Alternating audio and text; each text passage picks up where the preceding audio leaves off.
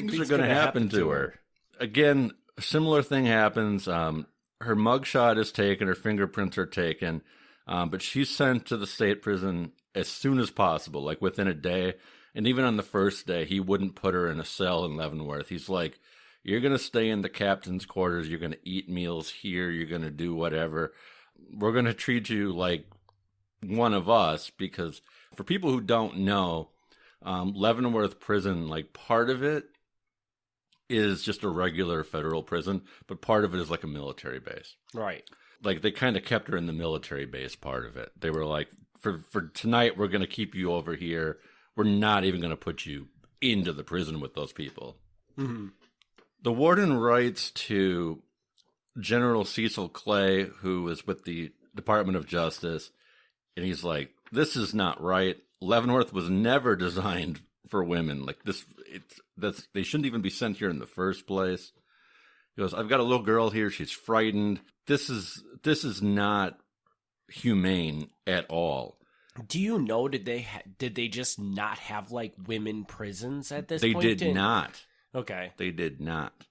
He's like, he explains what he did, you know, and he's like, I sent her to the state prison. He's like, I'm not even going to wait for you to give me approval to do this. I'm just doing it. So he sends her over there. And he specifically, in this letter, he asks, he says, please, can the federal government design a place that's appropriate for female prisoners? Because I don't ever want to see another woman sent to my prison again. They take that very seriously, but they're not quick about it. So this is 1906. The first female federal prison does not open until 1927. So it takes them 20 years to get there, which also makes you wonder, like, do women just not commit crimes? Yeah, I mean, until like it's so rare that before the 1920s we just don't have a need to put women anywhere. Yeah, that's crazy. But I mean, they did say, right, that there was at least 11 people with this girl that ended up going to Leavenworth or whatever. Right. Yeah. So, which still is like not a lot. That's not a lot of people. Yeah, that isn't a lot. But I mean, it is still happening. It's unbelievable that it took them that long to come up with a solution to this problem. Yeah. The general public was as outraged as the warden was. They're like, you got a young girl. She's being sent to Leavenworth, which is terrible. She's getting life in prison for a crime, which it's a serious crime, but nobody was even injured. Yeah. Like, this is what is going on here. So they were like, please, can we reduce her sentence? To his credit, Judge Quarles, the judge who sentenced her, immediately after the trial, he got on the case and he was like, I want this commuted. And he's like, if I have to personally go to Washington and shake you until you sign something, I will do it. Because he's like, I sentenced her to life in prison because I had to, required by law. But I don't want to go down as the judge who condemned this girl to life in prison. So he's like immediately like, he wants everybody to know that he did it because he was forced. Like, he's like, I don't like any of this. President Theodore Roosevelt hears all this. He does commute her sentence in September 1906. So she's been in prison a few months. Just for us that are stupid, what does it mean to commute? So it's basically reduced. Okay. It's basically reduced. She's not pardoned. She doesn't get to go free, but it's reduced. They're going to drop it down, so she only has to be in prison until she turns 21. Then she can go. And he's going to allow her to be transferred from a federal prison to a state training school for girls, which is more appropriate for people like in their teenage years in Illinois. Not in the super hardened criminal prison, not in the federal system, in the nice teenage girl prison in Illinois, which is much closer to home than Kansas. Mm-hmm. When word is received, she's brought from the Kansas State Penitentiary to Leavenworth, then picked up in Leavenworth and brought to Illinois. They refused to pick her up at the state prison. They said, we have to pick her up at Leavenworth because officially we're going to deny that she was ever in the state prison. We all know this now. At the time, they were like, as a federal prisoner, like, we shouldn't be putting people in the state prison. So they're like, we're just going to say you always had her.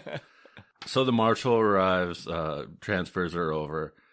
Following President Roosevelt, the next president is President Taft. He takes an extra step and he says, I'm not even going to wait till she's 21.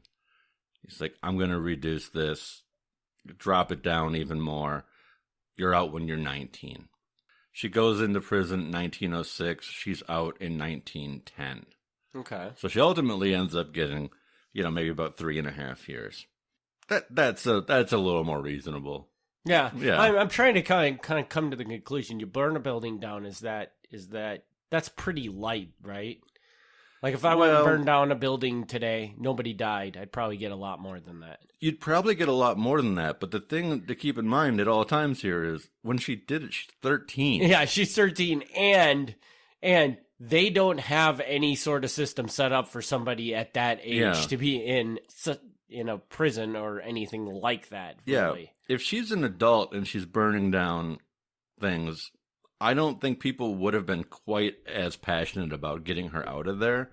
You can't judge a 13-year-old girl the same way you judge an 18 or 19. Yeah, or 30. Yeah, you can't. I mean, obviously, and sometimes you do. Sometimes you waive people in adult court or whatever. It happens. There's a reason that we treat kids different. They don't have the same comprehension. So you can't blame them and punish them the same. Right. Yeah, so people are aware of this. They're like, yeah, this is a kid. Yeah. This is not okay. Once she's released, she signs up to enter Carlisle School in Pennsylvania. This is the school from that previous episode that you were referring to before. Okay. At 19 years old, she signs up for a 5-year term. 2 witnesses beyond family were required to get her in. Her papers were signed by one signature that I couldn't read. The other signature was signed by Reginald Oshkosh, the grandson of Chief Oshkosh. Nice. Yeah. Little flashback to episode 2, I believe. Yeah. There's another Oshkosh story coming up on this podcast too. Yeah, we're gonna start making some connections here. She passed a physical exam, and I don't know what it takes to get a physical exam to get into this school. The school paperwork is available online. You can look at this. And one of the things is to get in, she had to have normal menstruation. And I don't know if they just take her word for that. I don't know. Or they're watching it or what. I don't know, but a very weirdly specific thing that the doctor had to take note of. She enters the school in September 1910. A couple of months later in December, she left the school at her mother's request, and then she was supposed to come back, but she never did. So she didn't serve for 5 years in the school there. She served maybe 3.5. So very brief time in Carlisle. As soon as she gets out of there, she ends up getting married. She has a son. She works part-time as a maid, which I'm not exactly sure what that means, but probably just helping tidy up other people's houses or something. Mm-hmm. Her first husband dies. She gets married a second time to John Fox, who makes wagons. He's a wagon maker. And then, 1926, Lizzy dies at age only 34. Oh. Yeah. I don't know of what. Didn't make it very long. And this is, unfortunately, all too common in the Menominee, or even really many of the tribes, is just short lifespans are not rare for various reasons. Even among her own family, she had several brothers and sisters, but by the time that she was a teenager, half of them had died. Some of them from tuberculosis and whatever else. And I don't know specifically why this is, if the medical treatment is not as good on the reservation, or what. Definitely